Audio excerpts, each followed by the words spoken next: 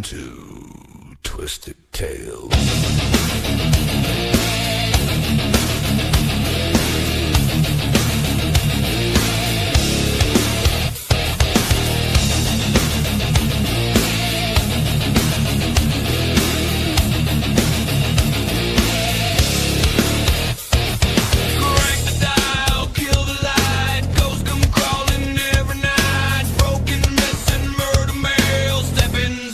Twisted Tales, Twisted Tales, hell, blood and bones and unknown trails. Twisted Tales, hell, who got teeth and drags their nails. Urban riding, back road sin, dead men talking through the wind. Cursed objects, killer law. Once you hear it, you want more. No fairy dust, no happy end, just how the nightmare really went. Turn it up, don't ask why.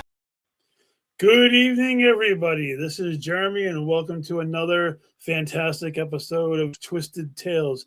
I bring to you this evening a woman who's been involved in the paranormal for a long, long time. She is a founder of Spirit of New England and a great personal friend of mine.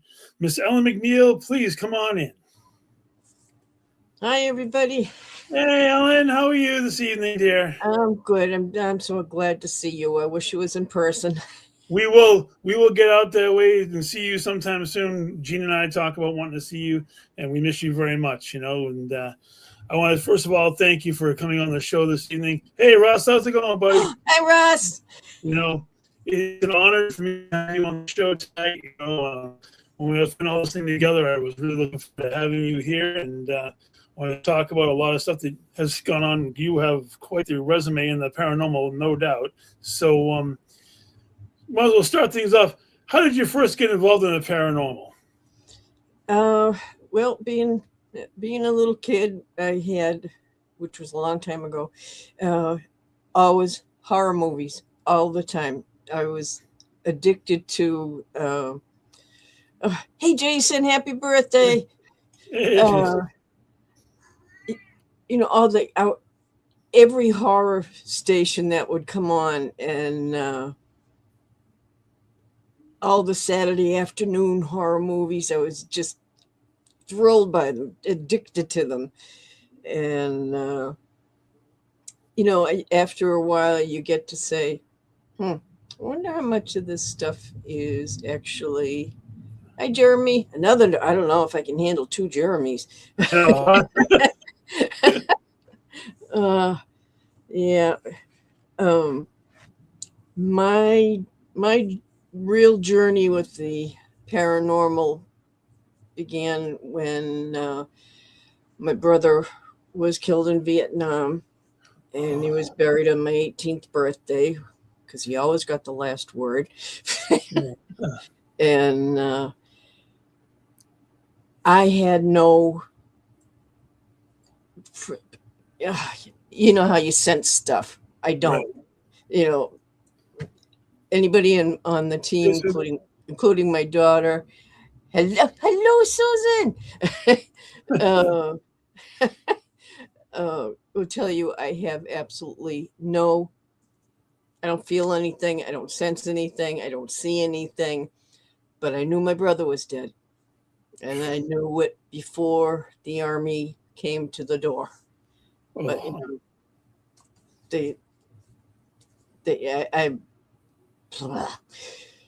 It's okay. I know it's a very sensitive subject, and yeah, I know. It's just sorry. I know there's so many things that happened that I just can't explain. And when you're an 18-year-old kid, you're like, how did that happen? How did I know that? Why was his class picture face down in my bedroom the same day he died when it was raining out? I had my windows shut, had the doors shut to keep the cats out.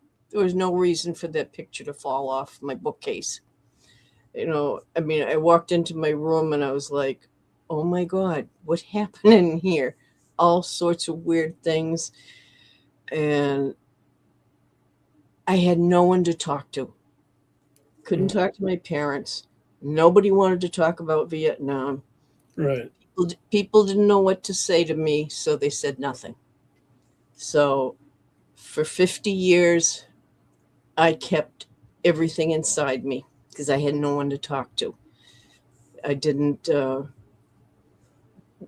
about grief counselors. I didn't know what to do with all this hurt and Yes. heartache. So I just kept it inside. And when Ghost Hunters came on, I said, "Oh my God, they understand. Maybe I can talk to them." And they were up here for a convention, and I said, I have to talk to them. I have to have someone to get all this stuff out. And I met Jason and Grant that day, and we just clicked. And I said, I need to tell you guys what happened with my brother, what I've gone through, the unexplained, messed up stuff that happened. And Jason just grabbed me and hugged me, and he said, "You came to the right place. We will help you." And that opened up a whole world to me, because you're like, how could this happen? How can you know my brother did everything he could to let us know he was gone. And I Right. was like, I get you beat. I already know you're gone, you know. Yeah.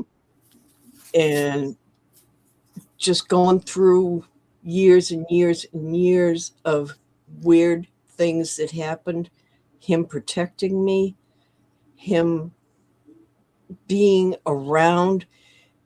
I've gone to places that, they have like psychic mediums and all this stuff. Right. And people I don't even know. I've had two people walk up to me and said, "Who is that guy that's with you?" He's, told me about him. And what's one of the weirdest ones was, I wear this bracelet for Yeah. a killed in action. You know, Hmm. it gives me a lot of comfort and a Right. lot. I could just look at it and rub it and say, "Hey, I know you're here." And we were talking, and she said, "Whoa, what's with the bracelet?" And I had hidden it, I had it tucked under because I didn't want her to see it. And she goes, "What is with your bracelet?" He said, "He knows you've hidden the bracelet. He wants you to put it back out so you can see it. He's telling me for you to get to don't hide it from me.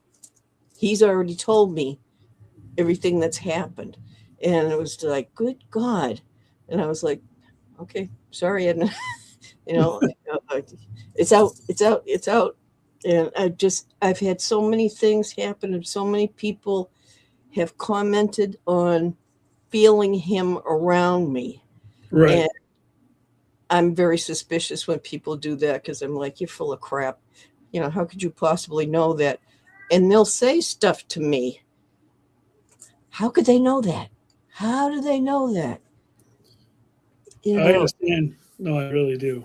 It's just It's mind-boggling at times it because it's so overwhelming, because he has tried so hard to reach out to me, mhm, and I was afraid to listen because I was a kid. I didn't understand this. I didn't know what was going on. And we were up at Mount Washington with Jason and Grant, and they had Michael and Marty Powery. This hey Matt, those Hi there, uh, gal. Oh, I haven't been a gal in a long time. Thank you. uh, they picked me out of a crowd, told me mentioned me by name. I mean, they didn't know me. They Right. don't know who I am. And they got my daughter's name, the date he died, and so much information. And he said, all I can tell you is that he's happy. He is mentoring soldiers that pass away, and he's up there helping them. And he said, so I know you're proud of him, but what he's doing now is so important. Because I kept saying, why did you take him? Why didn't you take me?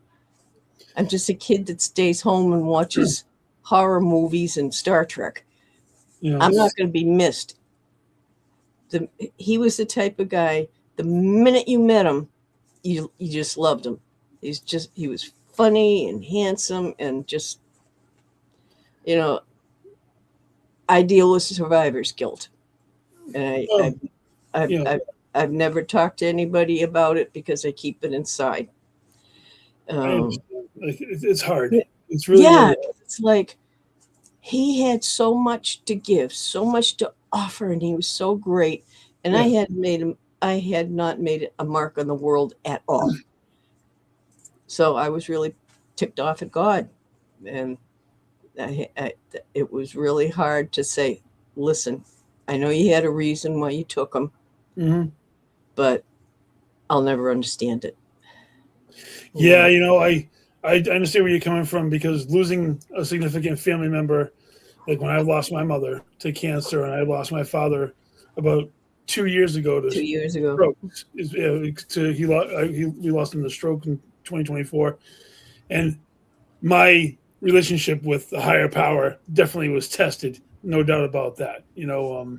I asked, why would you take somebody who did so much good for so many people? But unfortunately, I mean, I'm sure you can agree or whatever, is that those people are meant for a higher purpose, and we don't have to understand why, but they were taken for a reason.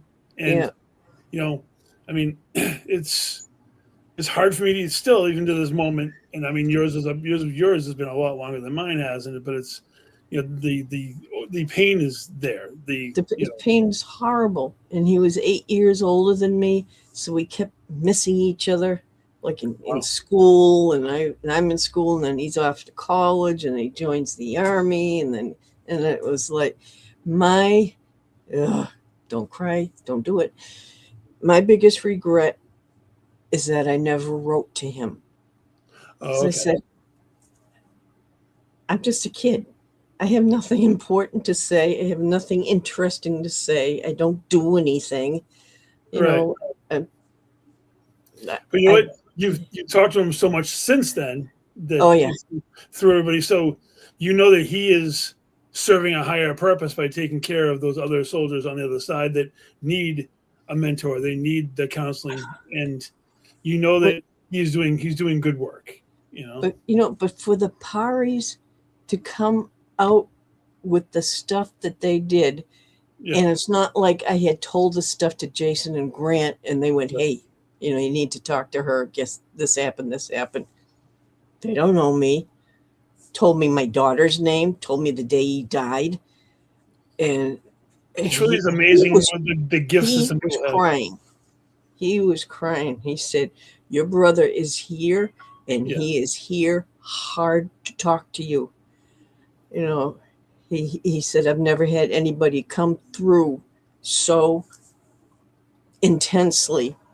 And he said he doesn't want you to spend your life grieving for him. Well, now, I mean, you can spend time celebrating him, which is probably which, you know what, I've been working on doing that. Like, I celebrate my father. I'm trying to look at it from the positive side, because you're right, the negativity sometimes is overwhelming. But let's brighten it up a little bit. I didn't mean to get you so emotional first thing. That's all right. But something. So, Spirit of New England is your baby. You're the founder of that particular organization. When did that start? When did you actually start the Spirit of New England? After I met Jason Grant.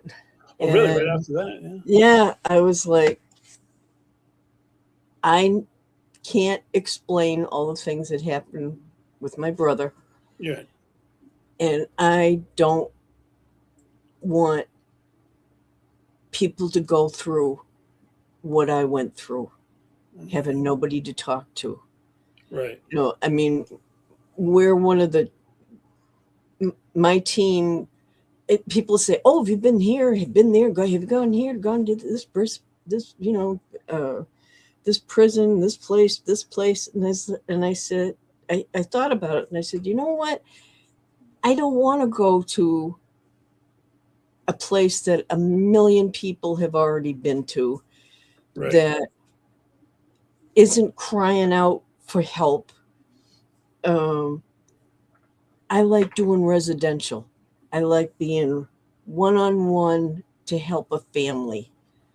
And not a lot of groups do that. They just want to say, oh yeah, I went here, I went here, I went here. You know, a big deal. Bottom line is, who did you help? Who did you help? Did you make somebody feel safe to be in their house? Did you help them figure out who was in their house and why these things are happening? Right. People have no one to talk to. And that's why spirits is different. I mean, I still keep in touch with people that we've done investigations in their home.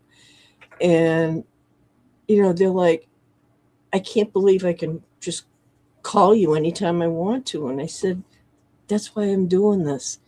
Mhm. I don't want people to go through being judged and be, oh, come on, that doesn't happen. You're full of crap and everything. I said, really? Let's sit down and talk and have some onion rings. Yes. There's onion rings. I remember these. Oh, Yeah. Gwen, make those onion rings. Um, No. I mean, we've done some spectacular investigations that have never, no one has ever done before. And Right. they're the ones I'm the proudest of because they're not contaminated. You know, I they're understand. just, You're giving people peace of mind. You're helping people get through some of their, you know, some of their hardest things, especially where they yeah, live. like you said, I had no one to talk to. It's like, Yeah. who?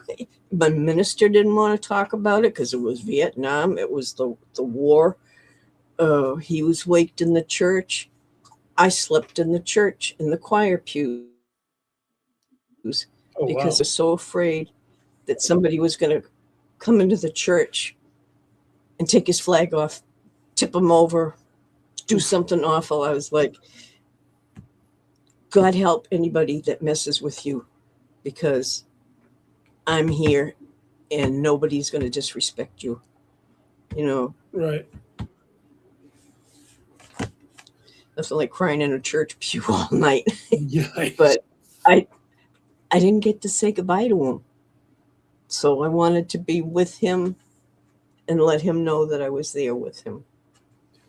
You know, and it's also important that, you know, I mean, he's always riding with you no matter where you're going. So Oh, yeah. you never truly have to say goodbye. You can talk to him whenever you want to because he still checks in on you and he's still with you on Oh, a yeah.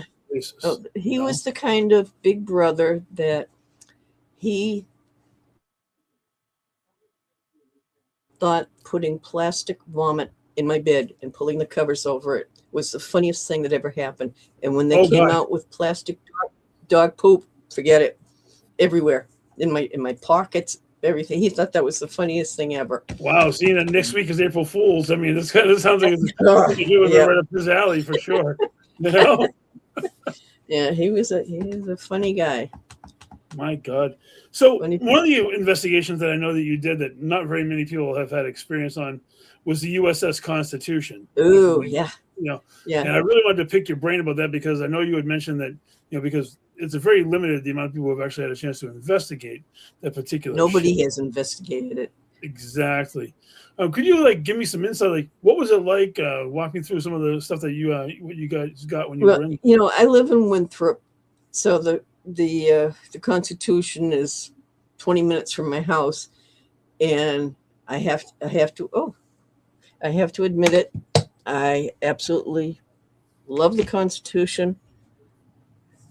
Why, look, there's my teacup. Oh, that's awesome. Oh, That everything. is so cool. let me put Mick Jagger back in here. Okay, all right, stand up. And I said, you know what? One of my biggest regrets will be not reaching out to them, because I have heard so many times that how active the place is. And I said, you know what? I'm going to get in touch with them. All they can do is ignore me, or just say, lady, please, So I wrote to them and I said, this is who I am. My team is Spirits of New England. If you want a very discreet investigation, because I've heard so many reports about it being haunted, and I said, no fuss, no publicity, nothing, just a bunch of idiots traipsing around a 300-year-old ship in the middle of the night.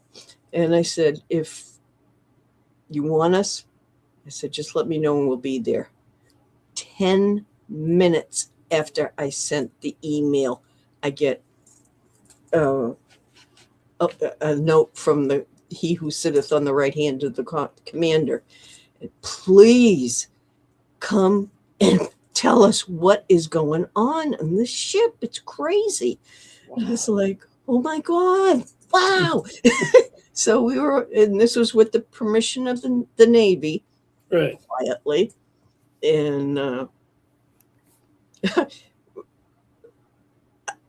after we did it, I got in touch with Jason and Grant, and I said, you have to. You have to do it. And I said, you have a hell of a lot more pull than I do. I said, the captain wouldn't, well, not a captain, the commander would not even get on the ship. I said, so you're going to let an old lady run around on your ship? Okay. All right, no problem. So we were on there for 2 nights, and the place is insane. Yeah. And after, when we did the reveal, and, the commander said, is this ship haunted? And I said, not only is it haunted, I said, it is protected.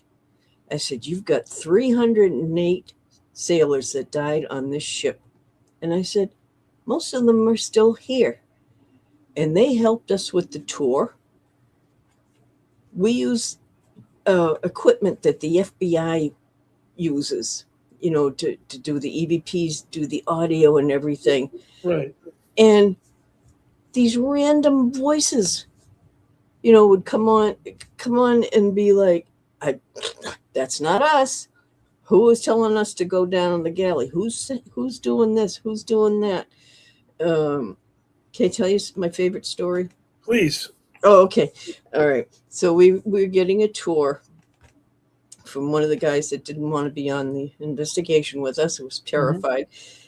And he said, we're going to take you down to the manger deck. And that's where they keep all the food for the sailors and when they do the cooking and everything.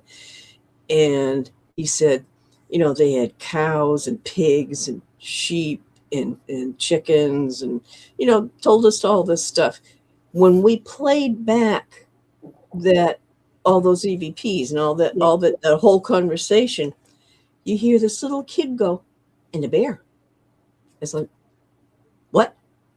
And a bear? Did he say and a bear? And I said, okay, all right, okay. So I get everybody over, and I said, I'm not going to tell you what I think this said. If all of us agree to what we think we heard, we have one of the young boys who are called boys. And they ran errands all over the ship. Right. Now I'm 5'4". I smacked my head on that ship so many times. And I said, everybody said, Jeremy, you couldn't get you you'd need an extra permit. You couldn't even walk on it. It's so, the ceilings are so low. And I said, this doesn't make any sense at all. And, a lot of you probably know Jack Kenna, who I refer to as Mr. Paranormal, who is my best friend and my brother from another mother. And he said, let's Google this. Sure enough, there was a bear that was on that ship that was being transported to a new location. And in the 1800s, named Commodore Scrappy. And I said, wait a minute. Okay, that was in the 1940s. How does the kid that was on this ship in the 1800s know about the bear? He's still there. And he wanted to make sure that we knew that there had been a bear on that ship. Wow. And it was just like, the poor Commodore didn't know what to do. He was just like, oh my God. And we printed out all the information on the bear and everything. And how do you make sense out of that? That's 200 an years. amazing EVP. You know, Two- getting an intelligent response. Oh yeah, to there were 3 young boys that died on the ship. One fell off the rigging, one had disease, and I don't know I don't remember what happened to the other one, but he made sure we knew about the bear. that is And amazing. we could back that up. And I Wow. said, this ship is so protected. My God. You know, I mean, we caught a starter whip being snapped. We just when we left the ship, we got an EVP that says, y'all come back soon. That's You're welcome on the ship. that is I awesome. mean, we have a 15-minute video, which is really hard for Jack to do because we were on there for 2 nights. But on YouTube, we have a video of what we caught. It was unbelievable, and boy, did they swear! I got some new terms. I was like, yeah, I like that one. I can't say it on here, but it was like, wow. That's amazing. And when we were in the captain's quarters, one of our team members backed up and she was like, what is that? And she said, Jack was like, what's the matter? And she goes, there's a little boy up here. And he said, what color is his hair? And she said, blonde. The lighter your hair was, the higher you were on the ship. Oh, okay. So the darker your hair, the deeper in the ship you went, to run all the errands. Yes, we're like a sailor. I'll tell you, they were very colorful with their language, to say the least. I'm sure. You know. Yeah, so am I. But So we are. We all are. And to be honest with you, we're not afraid to use the language on here because sometimes I can't help myself. It's just part of who. Oh, okay, that's good to know. Oh, trust me. There's a full disclaimer. We can use whatever language we need to use. Yeah. I don't bother the language because I know that I say shit all the time that I'm not supposed to say anyway. Oh, okay. It's okay. Yeah. So you mentioned. Go ahead. You mentioned a particular individual, Jack Kenna, who I know you've been tied with for a very, very long time. Really nice guy. Jack is the best. How did you guys get? How did you originally? How did you guys get linked up to the first? I can't hear you. Sorry. So how did Jack actually get together? As far as one of my more interesting stories. Gone up to New Hampshire, hanging out with Jason and Grant and Steve and Tango and everything, and we're driving up there, and just having a great drive. New Hampshire's beautiful, and I had my window halfway down. All of a sudden, a bird flies into the car, explodes on me. Oh I God. am Oh. beaks, eyes, feathers. Yeah, I'm sitting there and I'm covered with bird blood. Oh. And I was like, get the bird out of the car. so we pulled up to the Spalding Inn, and I get out of the car, and it's like feathers everywhere. I mean, this was a good sized bird. Wow. And Jason's standing there, and he's dying laughing. And he goes, Jack, meet your Ellen. Wow. And Jack was like, wow, you know how to make an entrance. And I said, I was trying to be very subtle because I'm a very shy person, but Yeah. I was just like, that was it. So I had to go and wipe the blood off me, and it's disgusting. And it was a hell of a way to meet and to bond. We had met. Jason and Grant had the Beyond Reality forum. It was just like a web page for people to meet each other and everything. Okay. And Jack came on, introduced himself, and his mom had just passed away, and nobody said anything to him. And I said, oh, I understand how that feels. And when nobody acknowledges you, Right. just because you don't know them doesn't mean you can't say, oh, I'm so sorry. So I immediately adopted him. I was just like, Mama Bear's got you. Got you. Absolutely. And he's just the greatest. And he writes great books. And he has been on a million TV shows. And you should have him on this show. I'd love to have him on. I have him on my my bucket list of Yeah. people to churches that I have on the Yeah. show. You know? And he was kind of lost too, and he and I just bonded, and he's very intuitive, and he sees, like, he and my daughter will walk into a house or something and be like, oh my God, look at the goosebumps on my arms, look at this, and I'm like, got nothing. And, you don't feel that? You don't not got nothing. Nope. So they know that if I do feel something, all hell's gonna break loose. Oh, definitely. I mean, like you said, you don't feel anything, but there are occasions when you get that spidey sense, the tingles. You'll feel something eventually. My spidey sense. Yeah, those spidey sense. That's what I've heard people call it before. It's like we did a lecture down in the an investigation in the Bermuda Triangle. God, old much. The Bridgewater Triangle. I wish it was the Bermuda Triangle. And that was the first and hopefully last time I ever got touched. okay.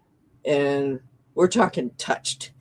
This woman was actually, she contacted us because she worked at Brigham and Women's where I worked. Right. And she saw an article that was written on us, and she got in touch with me, and she's like, please come to my house. Turns out Indian burial ground, Mi'kmaq Indians, their house was insane. And we were up in her bedroom, talking with a bunch of people. And all of a sudden I get on my shoulder. Oh boy. Not a, this was a, hi, Hey, how you doing? on my shoulder. And, being the sophisticated professional I am, I jumped a foot, and I turned around to give hell to the two friends of mine that I thought were behind me. Right. They're down the hall. There's nobody behind me. Okay. And I said, okay, debunk. It's not my sweatshirt hoodie. I'm not up against the doorway. I didn't hit the bureau. What the hell? And somebody said, "Are you all right?" And I said, "No, I'm not." I said, I got touched. Yeah. And it wasn't Jason Momoa. It was, yeah. It wasn't Jason Momoa. Yeah. And the woman that was talking is a psychic medium from New Hampshire. And I'm not too keen on them. She had to prove herself to me. Right. Had never met Jack before. Walked up to him and said, "Oh, you have an autistic son." I didn't know that. She did. I didn't. And she said, "Let me talk to you for a minute." And she takes me out in the hallway and she said, "You who never feels anything," she said, "let me tell you what just happened. Whoever the woman that was murdered on this property is thanking you because you are protecting the client here from all the things that are wrong. And she is letting you know that she appreciates that you guys are here and that you're trying to help this poor woman." And I said, "A thank you note would have been more than appropriate." Don't touch me. You got the ultimate thank you note. You actually got the. Oh my God. Yeah. When I first met her, she was haggard. She was a mess. After our investigation, I saw her again at the hospital, and I see this woman coming down the hall. Ellen! She's running towards me, and I was like, "Oh God, stalker." Oh, let me do here.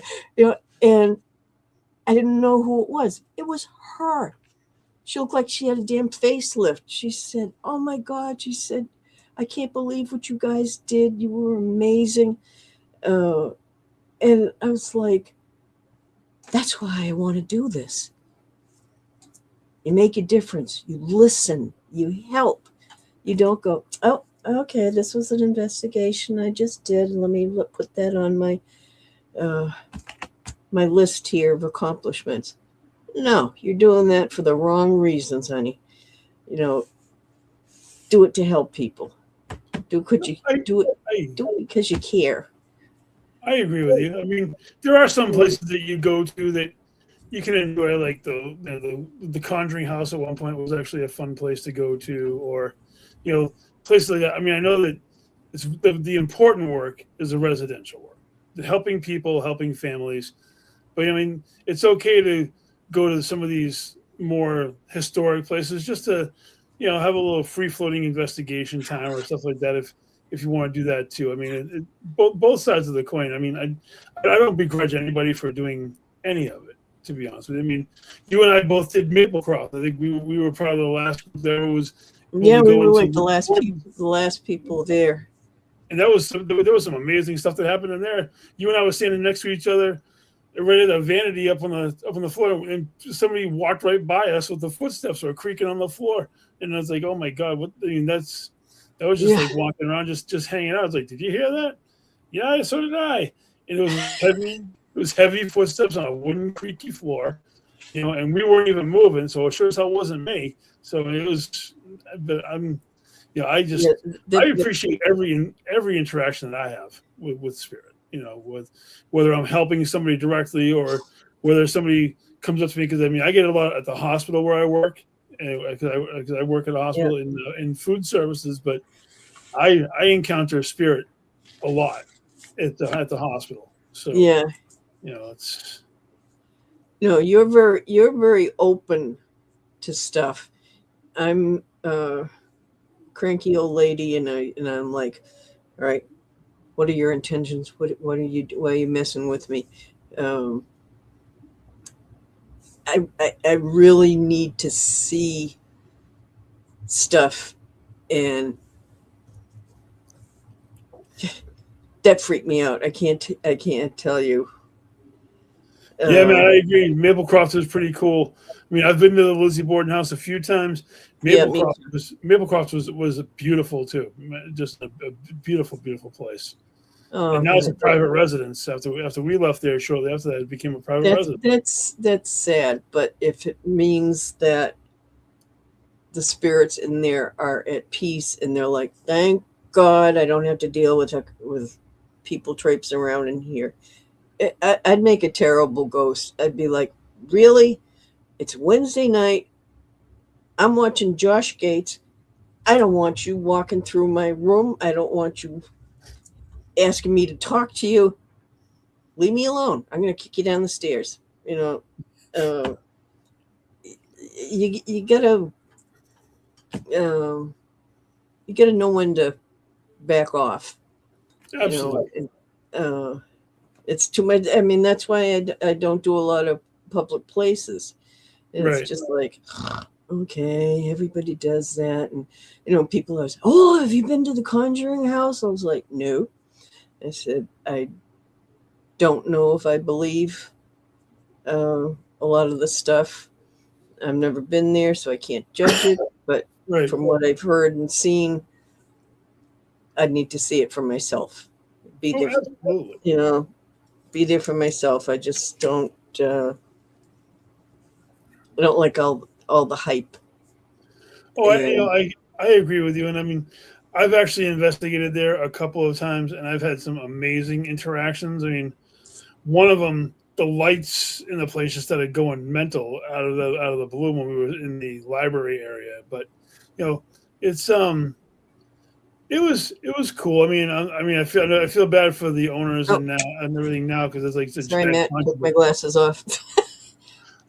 Matt had said that when he stayed at the Conjuring house, it was pretty lit. I mean, like it was pretty active, and I know there's a lot of controversy with the Conjuring house these days with all the court cases and whatnot and so forth. But I don't get involved in any of that political. Yeah, stuff. That's not my vibe. Russ, you still awake? Okay, good boy. Nicole, welcome. Have you done the? Did you ever do the Houghton Mansion? No, I think the place shut. But the place didn't that shut down? Didn't they demolish it at some point? I don't know if they demolished it, but it was a shame to.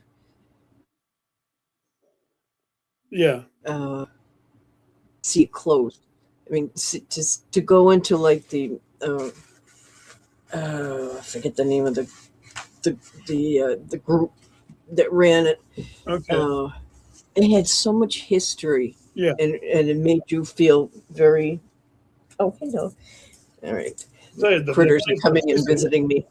Yeah. The place that wigged me out was the Hinsdale house. Oh yeah. Yeah. My God, that place will make you be on edge while you're there.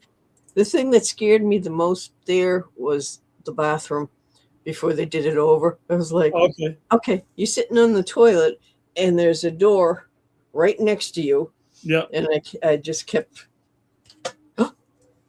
waiting for this to come through the door while I was sitting on the toilet. Well, at least, hopefully, if the hand came through there, I would have some toilet paper on it to give to you, so you can. Oh my God! I mean, I have two other places that I've investigated, and I absolutely love them. And one is the Fairbanks house in Dedham. Okay. And the other is my heart, the Dean Winthrop house in Winthrop, and both. The Dean Winthrop and the Fairbanks house were built in 1637. The Dean Winthrop house is the oldest. Let's see if I can do this without spitting all over myself. The oldest timber framed house in America that is still occupied. Okay. The Fairbanks house is not occupied. The roof is like this. It's another place that I smacked my head trying to walk through a doorway. That place was insane with the stuff we got. And the Dean Winthrop House was one of the first places that we investigated. And we did that on Haunted Case Files. And it's very active. Who's that? Susan, yes. Yes. You better be coming back up here. I want to come out there and check it out. I've never been to the Dean Winthrop House. It's wonderful. It's and the barn next door is, that's over 100 years old. And wow. We're going to be doing a lecture. Jack Kenna is coming up. So put the fear of God into him. And he also does paranormal classes in a college in New York.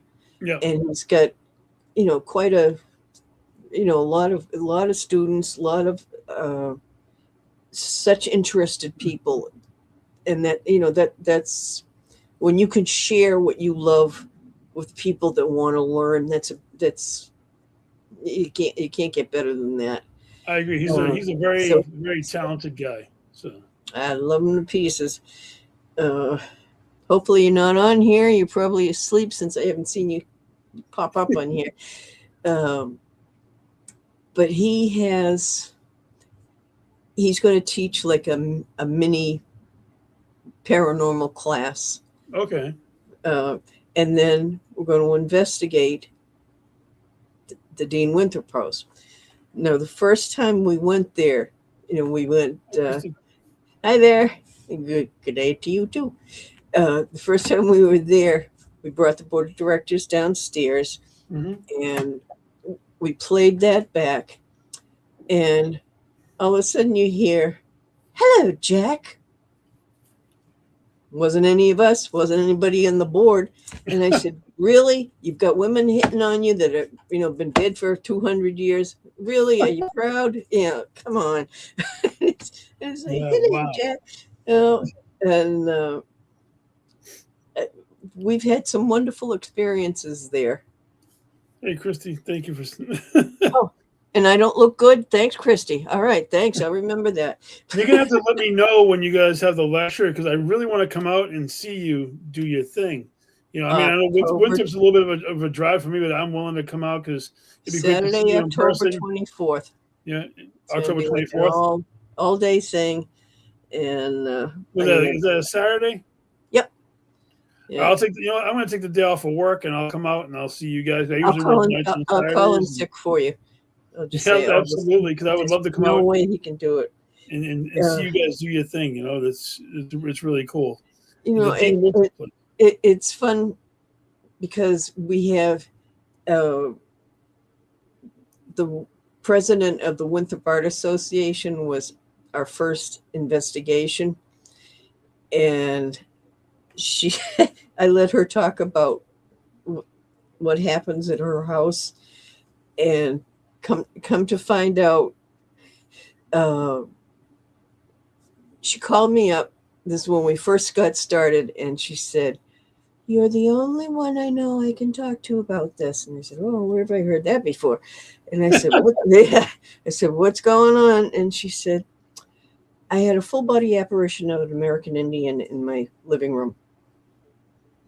Okay, alrighty then. I said, "Tell me more." And I was like, "Oh my God, this is going to be our first investigation. I don't know what to do with this information." Right. I was like, okay, so she's got an Indian in her house. I said, "Well, you know what I'm going to do? I'm going to call the town historian, who just happens to be a member of the Dean Winthrop House." Right. And I said, "Dave, I need to run this by you because I want to get all the information I can get to help her." Right. And I told him that she's got an Indian in her house. And he said, "Did you know that in French Square down the center," he said, "they had buried Indians down there." Hey, Nate, how's it going, Hi. man? Thanks for showing up, Nate. Yeah, man. And he said they have the bones are now in Harvard University when they should be with the original tribe, Right. not out On for display. display. Yeah. But he said that there were Indians on Deer Island and Winthrop, Mm-hmm. and they would parade them up and down the street to Wow. humiliate them down in Winthrop Center. Where does she live? Winthrop Center. Yeah.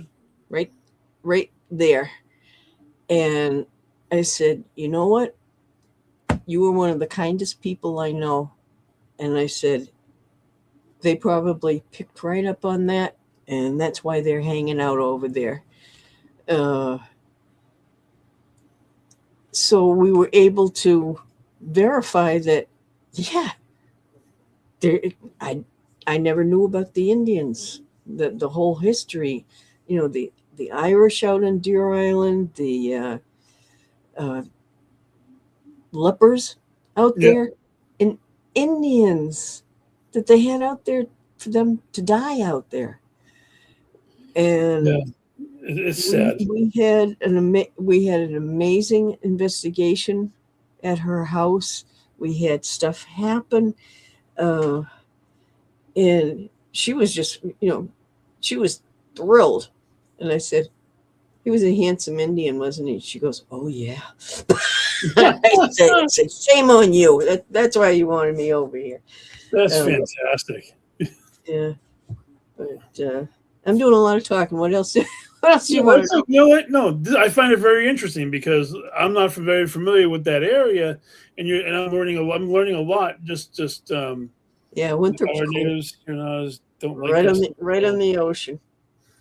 But Yeah, you know what? The natives don't like it anywhere when you're disturbing their burial sites. No, and I said that is beyond heartbreaking to know that these remains aren't where they are supposed to be.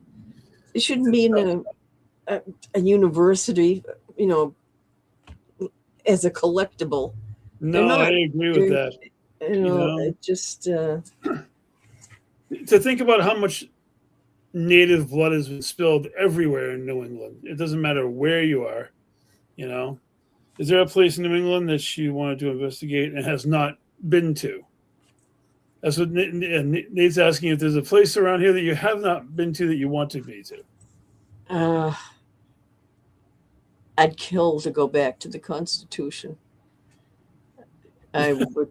That unfinished business, right? You can't get any better than that. Oh, Nate, you missed all the so many things happen on the Constitution, and you just want to go back. Yeah. And I said the best way to do this, get Jason Grant to go on there because they will have a lot more pull.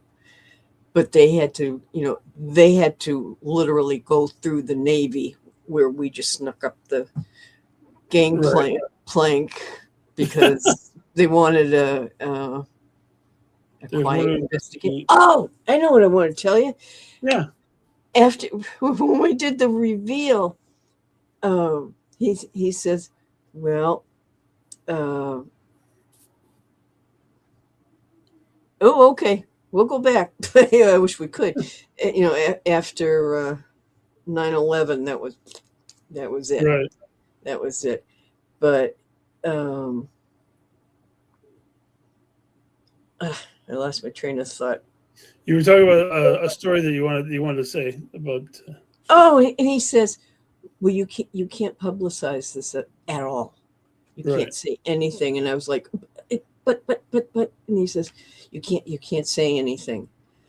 And I was like, oh God. I said, okay, all right, I won't say anything. I'll tell everybody I know, but I'm not gonna. I didn't do it on Facebook or anything.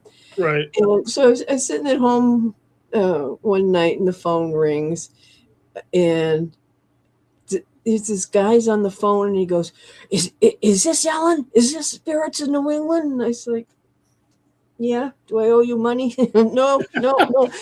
He goes, I was on the Constitution, and somebody who wasn't there was next to me talking to me.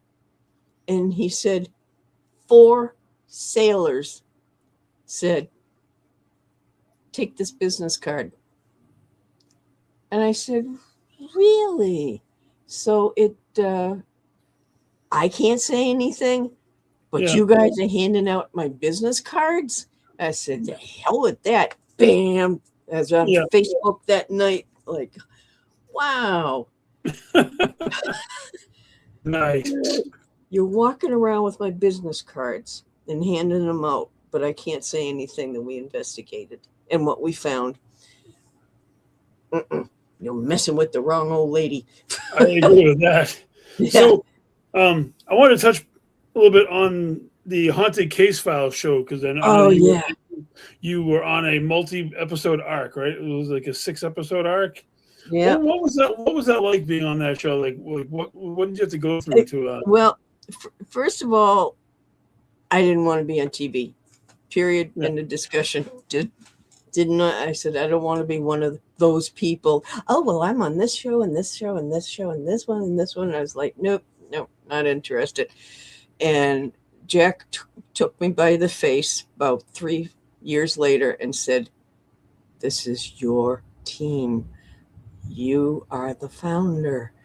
You need to be on these shows," because they'd already zoomed in on Jack as Mr. Wonderful, Right.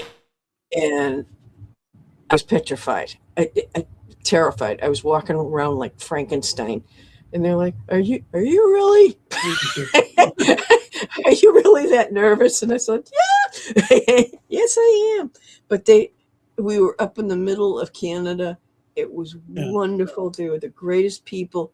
And I said, I have one thing that I will not do. I'm not going to make up stuff to be dramatic. I'm not going to mention demons. If there was a demon, I'll let you know. I said, what we're telling you is our evidence. And I said, if that's not exciting enough for you, thank you, Chris. Then, we're not the right team for you. But I wrote to you and I said, my biggest concern doing the show. Yeah. Okay. I have a big nose. And they've got that light bulb swinging back and forth in front of you. And I was like, I'm going to die in Canada because I'm going to get a broken nose. And I agree, Chrissy. There need to be more people like Ellen. Yes. Oh, thank you. Thank you, Chrissy. I'll send you a check.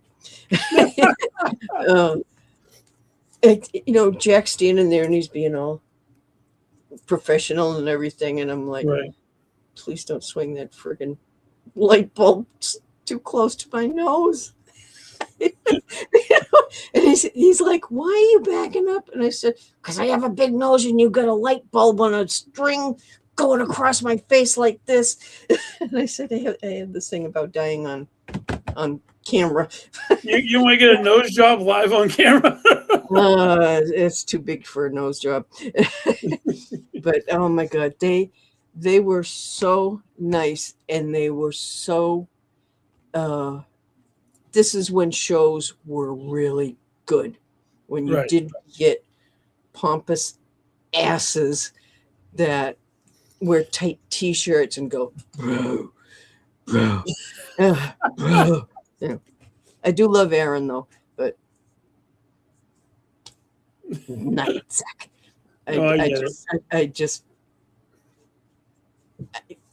To me, he's not a professional and investigator. He's in for the show and the fame and the glory, and I hate the show. Hate the show. But the Haunted Case Files, it was an honest show. It was I agree with I mean, we got paid, but it was for food in the hotel. Whoa, hello. You okay? My ghost just fell. All right. Man down, man down. And, Anything's possible on Twisted Tales, that's for sure. And the props have fallen down. props are down. Hey, But how sexy is this T-shirt? that's an amazing shirt. And my comfy Oh, that's ghost really cool. jammies. That's That really, was really funny. cool. That was But, funny. you know, You're not getting paid. Go back up there. oh my, anything's possible You when can't you're make this alive, shit that's for sure. You know, Oh, there's no fame and glory with the paranormal. It's dead energy we are seeking. Makes no sense to do the grandiose thing. I agree, you know, and hi. Well, okay. I mean, a lot of the TV shows that are This is on. Puddin', Hey, oh, what a beautiful, beautiful the Maine kitty. Coon cat, Mr. Pimp Heaven. Yeah, it just startled me a little, and then Yeah, I admit Ellen I had, tinkled. I did tinkle. do you need to send a liability waiver to be on the show? I know I should. I should. That's Oh, God. fantastic, you know. Oh my God, Ellen, you know, it has been an amazing evening having you here with me tonight. I really appreciate it. But I want to close things up a little bit with something that I always ask all my guests, and seeing that you're an OG when it comes to the genre that I love the most. Your Mount Rushmore or top 4 horror characters in your, Oh in no! your Wait, opinion. wait a minute. We didn't touch on our mutual love. Oh, okay. You know what? We have a few more minutes. I'm definitely, I don't mind running over. Oh, there they are. Sheamus and The Undertaker. Ooh. Drew McIntyre's still on the package. You know, yeah, a long-time wrestling fan like myself, no doubt. I know. I'm too old for you, honey. No, it's okay. Age I'm is just so- a number, right? Yeah.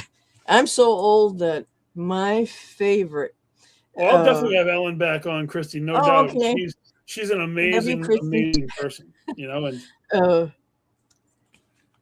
When I was a kid in high school, you know, and everybody had Bobby Sherman and David Cassidy inside their lockers and everything. yeah, And I had Bruno Sammartino and Chief J Strongbow posters. oh, nice. That's how old I am.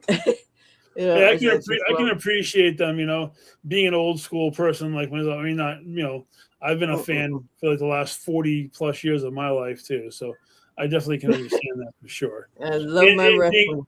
Getting a chance to be an actual wrestler for 20 years definitely didn't hurt matters either. You know, get to see both sides of the I wrestling. know when you told me that you went to wrestling school, I was like, oh my God, I love him.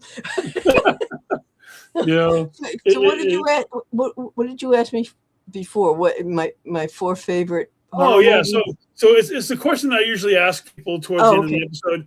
And you know what? Without a shadow of a doubt, Christy, I will have Ellen back on for part 2 because she is so cool. We have so much more that we can possibly cover.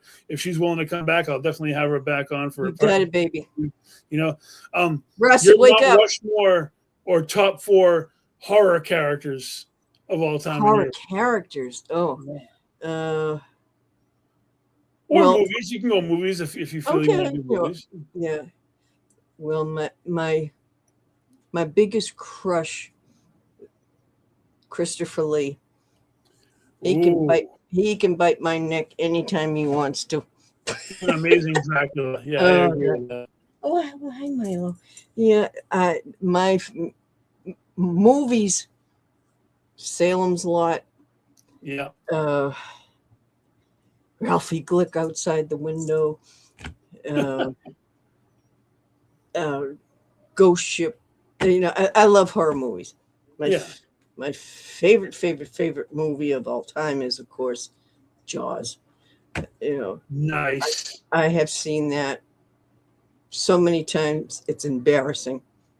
You know, when you can do the dialogue along with the actors for the whole movie.